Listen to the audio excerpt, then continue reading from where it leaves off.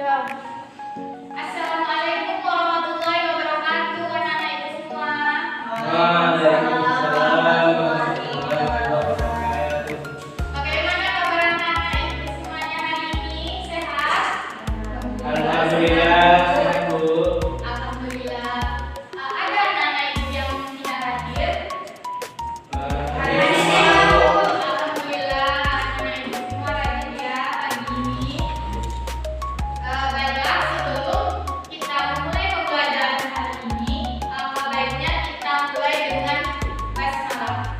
Bismillahirrahmanirrahim.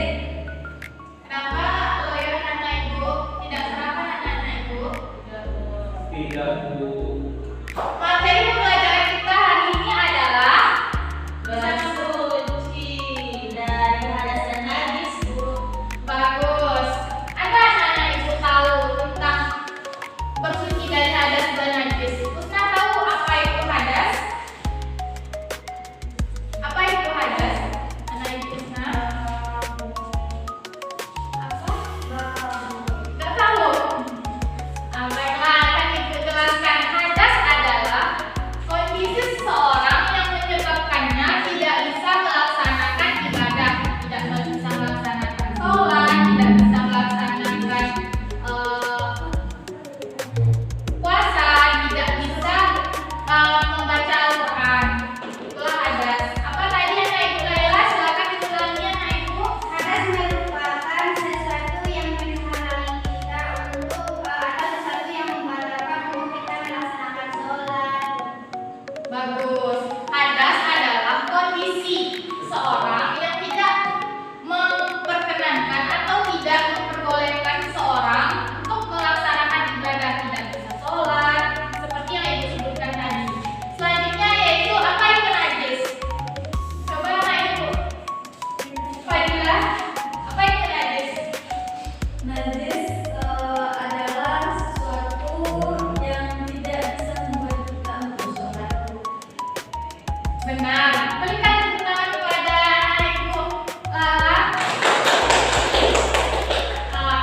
Tadi masih ada yang kurang, jadi ibu jelaskan. Najis adalah sesuatu yang kotor atau benda yang kotor yang jika terkena pakaian atau terkena tubuh, maka kita tidak sah untuk melaksanakan sholat. Maka dari itu kita harus bersuci terlebih dahulu. Selanjutnya macam-macam hadas. Hadas kita ketahui apa macam-macam hadas. Ada hadas besar dan hadas kecil. Selanjutnya juga ada najis. Najis ada 3. Yang pertama najis mukhaffafah, yaitu najis ringan. Yang kedua najis mutawassithah, yaitu najis sedang. Yang ketiga yaitu najis mughalladzah, adalah najis berat. Yang pertama kita masuk ke hadas terlebih dahulu. Hadas besar adalah keadaan seseorang, contohnya seperti haid, nifas bagi perempuan, mimpi basah bagi laki-laki, maka cara mensucikannya yaitu dengan cara Mandi lagi. baik. Betul anak ibu Wahyu. Tepuk tangan kepada Wahyu. Selanjutnya yaitu hadas kecil. Hadas kecil adalah contohnya seperti seseorang buang air kecil, buang air besar, maka seseorang itu wajib mensucikannya dengan cara berwudu terlebih dahulu. Baiklah, selanjutnya kita masuk ke najis. Najis mukhaffafah. Apa itu najis mukhaffafah? Usna? Najis yang ringan, Bu. Kenapa disebut ringan? Karena ringan untuk membersihkannya. Nah, betul sekali Usna. Najis mukhaffafah adalah najis ringan. Najis, kenapa disebut ringan? Karena najis itu